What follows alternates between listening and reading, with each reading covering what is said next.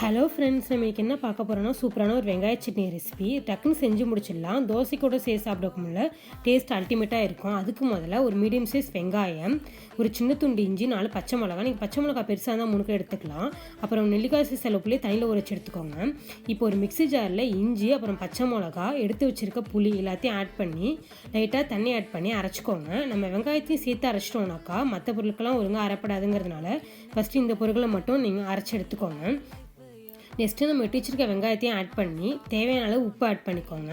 உப்பு ஆட் பண்ணிக்கிட்டு இப்போது அகெயின் நம்மளுக்கு தேவையான அளவு தண்ணி ஆட் பண்ணி நல்லா அரைச்சி எடுத்துக்கோங்க. அவ்வளோதாங்க நம்மளோட சூப்பரான வெங்காய சட்னி.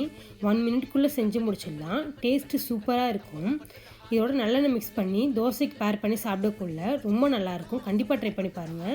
இதுமாரி இன்னும் நிறைய ரெசிபிஸ்க்கு என்னோடய சேனலை லைக், ஷேர், சப்ஸ்கிரைப் பண்ணிக்கோங்க. அப்போ தான் இன்னும் நிறைய வீடியோ போட மோட்டிவாக இருக்கும்.